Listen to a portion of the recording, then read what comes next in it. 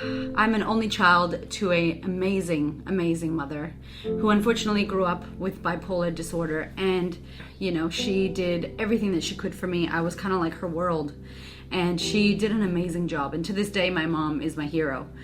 So my mom was in and out of mental hospitals. And so she would get really sick, and all of a sudden I'd be watching cartoons and she would just beat me up. So things would get heated, she would get violent, and the neighbors would call the police. And before I know it, I'm in handcuffs, my mom's in handcuffs, and she's off to a mental hospital, and I'm off to a foster home. So this happened throughout my childhood till I was about 16 years old. So at the age of 7, my mom had a boyfriend, and she decided she wanted to go to Puerto Rico on a family vacation. And she didn't take enough medication. And so we were in Puerto Rico, and all of a sudden my mom got sick, and she decided to drive with me in the car, and we ended up hitting a tree and flipping our car upside down, and we ended up walking for 3 days. My dad ended up finding out about this, and he had left when I was 2 years old. So my dad came and kidnapped me and took me away from my mom. I didn't know him, and he took me for a year. And so when I finally came back to be with my mom, I remember I forgot English. I didn't know how to speak English. And I was back with my mom, and then all the way again back into foster homes. In the foster care system, there was a lot of sexual abuse. I had to deal with all of that stuff. At 16 years old, I remember saying to my mom that I wasn't going to go into another foster home again, and that I was over it. And at 17, I ended up joining the Army. My high school sweetheart, Gio, and I were together since we were 16. And when I finished my boot camp experience, he had joined the Marine Corps, and we both kind of secretly were moving to California. So I was from Boston, moving to California. Because of the war and everything that was going on, he ended up going to Iraq for about a year. We ended up getting married and not telling anyone that we got married.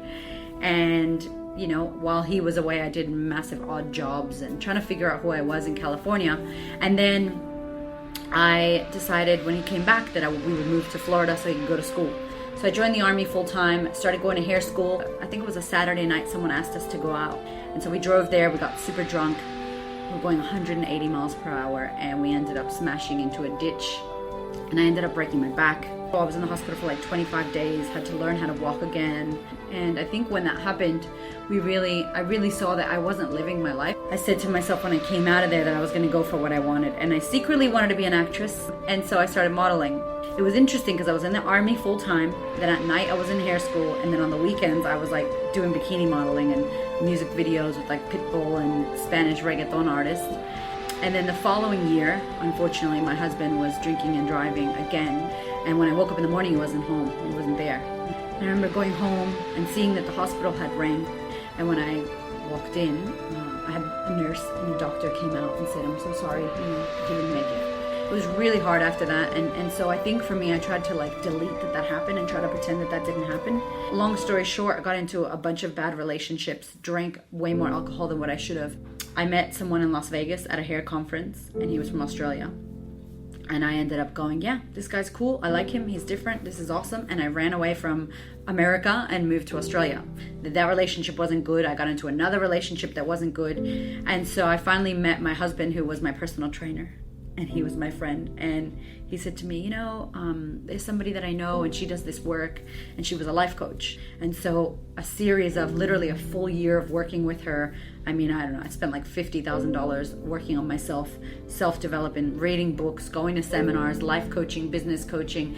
I was able to really heal my life and heal my story. And then I got so excited about the power of this that I decided that I wanted to do this as well.